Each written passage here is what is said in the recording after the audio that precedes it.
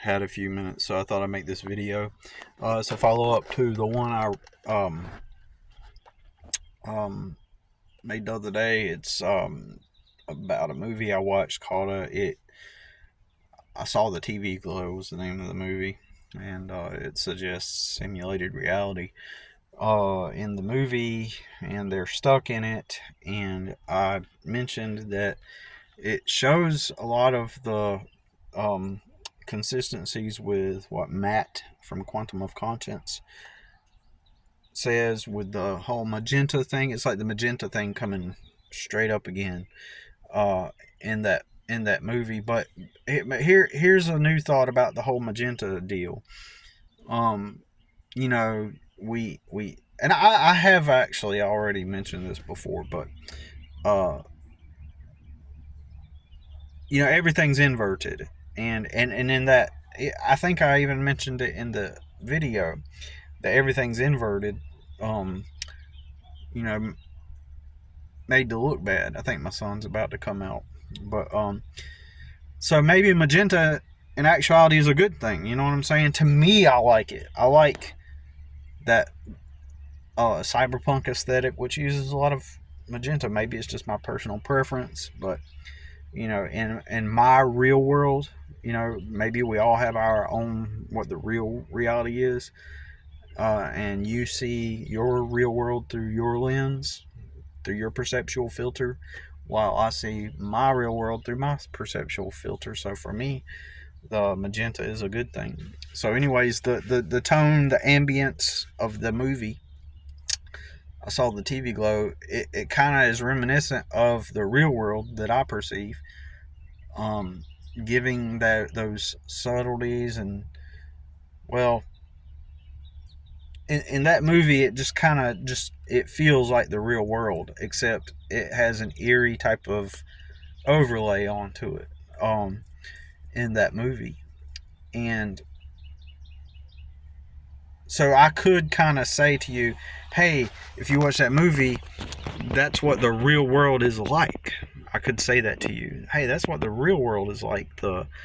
Um, and how it looks and how it, you know, um, how I perceive it. Except because of the way the movie's set up, it's like overlaid with that dreary. What's the word I'm looking for? There's another word. Quality. It's some kind of quality. What does the word encumbersome mean? I need to look that up. For some reason, that word just popped in my head. I forget what it means. But anyways, so this movie has that quality. So if you watch that movie and you take away the in that quality, then you can see the real world and think of it in a bright way, in a nice positive way. The fact that they've overlaid it has been overlaid. I'm not saying the creator of the movie is in on it, but um, but the use of transgender messaging in the movie is kind of like a way to corrupt the reality, if that makes sense. Um, so that movie, you could say, reveals real reality, except almost as if some say, how like the dark forces have to reveal reality, like it's a part of the rule. They have to kind of like. Well, I don't know if they've said that in the past. I've read or observed them saying that, like, if they want to create a certain reality or cast a spell, then they have to kind of like demonstrate to you what they're doing before it happens, as part of some kind of cosmic law they believe. And so I've come up with the notion that the dark reality at times has to show the real world, like through some cosmic universal law. They kind of have to show the real world for what it is at times. Or when the dark reality reveals itself, it also reveals the real world with it. I don't know, but in this movie, I'm just having a, you know, I'm just thinking out loud, like this movie is the dark reality showing the real world, but it is doing so with an overlay that shows it in a corrupt way, um, and ultimately it's meant to distract and deflect you from the real world. Okay, that's what it is doing. It needs to put that into the consciousness. Hey, look at how crazy these things are. Look at the whole transgender, ideology, and it's like deliberately corrupting it to a strong degree. That movie is kind of like the overlay has weaknesses, weak points in the fabric, and it's reality's trying to pierce through it. And that movie is an example of that, where real reality is trying to pierce through, and so it comes, and the dark reality comes, and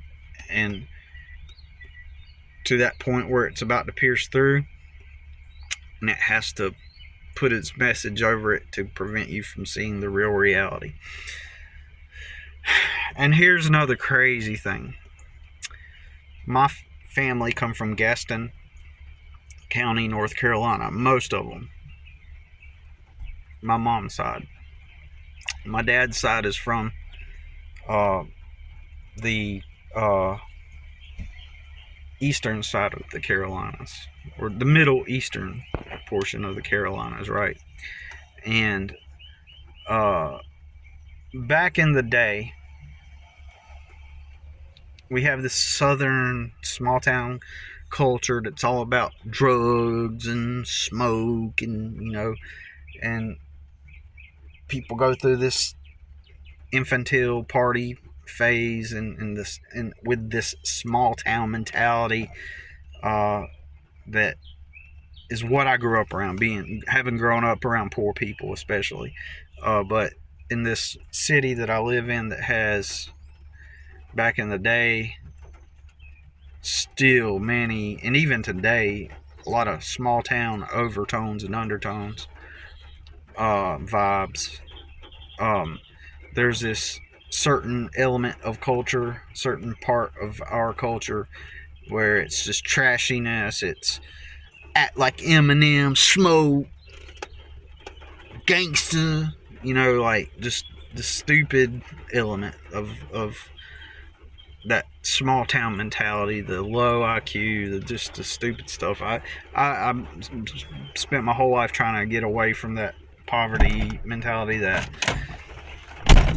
just the whole thing. And back in the 90s, hip hop was not the most popular music. It was very popular. Maybe it was, I don't know, but rock music was the main thing, right?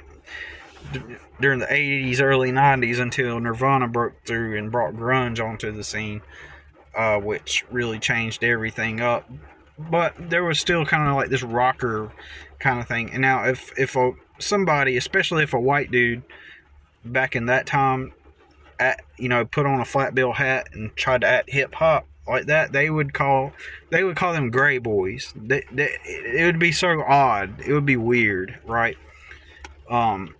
They would say that he's appropriating the black culture, right? So it was kind of odd. Now, if you like hip hop and you want to dress in styles that reflect that, that's fine. I don't got anything against that, but I could see this influence, this weird influence that okay, let me put you, just so you can know where I'm coming from. My first experience with like a gray boy was in 1992, which, like I said, it was kind of like rare, like he was doing cocaine, he was 18, and smoking weed, and this girl that was 14 was in love with him and crying, and he was treating her like shit. So I was just like, that's my first impression of somebody that my first experience. And then, and so that kind of was my initial impression of somebody that acted that way. And so I didn't like that. So then I started seeing more and more of, even with the rock culture, I didn't like drugs. I grew up all around drugs and alcohol, so I did not like drugs. I didn't want to be part of that community, that culture. But more and more, you know, dudes started to transition out of acting rock and grunge and more into like you start to see more of the flat bill hats and stuff like that. And there was some kind of like in between, right? I don't know how to explain it. But anyways, in my culture, it was like this, just this. You want to be hard, tough, like just stupid low IQ stuff, right? I started to see it at the school I went to. It was just stupid. Everybody's trying to act all hard. And then Limp Bizkit came out. Limp Bizkit, right? And it was like, keep rolling, rolling, rolling. And the way, and he was rapping, right? Basically mixed with rock. And I was like, so stupid. I could see the demographic he was trying to appeal to. Later on, I did learn that Fred Durst from Limp Bizkit was consciously aware of this. This is what I read.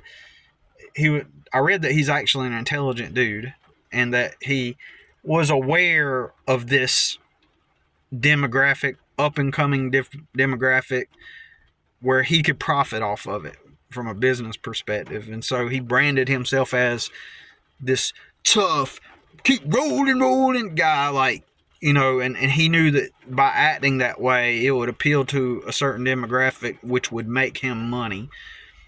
So basically, in my view, back in the day, like, he was just a dumb moron, right? That reminded me of my culture and how I grew up. And I thought it was so stupid. Like, even if you go watch that video today, the Keep Rolling video, Limp Bizkit, just Limp Bizkit in general, right? Like, you get, like, the demographic they're trying to appeal to is just so stupid. It's like stupid people. Be offended if you want. I don't give a fuck, right? So, anyways, to bring it back around to Gaston County and the movie, I find out, and this is the dark reality doing this too. The dad in the movie I Saw the TV Glow is Fred Durst from Limp Bizkit. And when I first seen Fred Durst, I was like, he reminds me of my culture. It's so near to my culture. It's just gross. It's so gross. It just, so stupid. Then I learned that he grew up in Gaston County. He's like from Florida or something. And he grew up in Gaston County, right? I was like, holy shit. The reality is really like playing a number here. It's like really trying to do something. It's crazy. But anyways, that is my video about it. It's like almost like the reality's saying that it's aware of me, right? And keep in mind, I didn't know that it was Fred Durst. I didn't even recognize him in the movie at all. And then after I did some research on the movie, it turns out that it was Fred Durst. Which, if you follow content similar to mine, like Matt from Quantum of Conscience and other channels similar, you would say that the dark reality rendered that actor and character being played by Fred Durst after the fact, post viewing the movie. Like, maybe at first it wasn't Fred Durst, but then once I became aware of this reality reveal, if you will, it decided to just add a little cherry on top and say, oh yeah, the actor was Fred Durst. Like, the simulation rendered that being in my experience, if that makes sense. Anyways, my son, I'm waiting on my son. He should have been out by now, but anyways, so um, that's all I got to say about it for now. Start make a video about it, and that's all. So let me know what you think. Peace.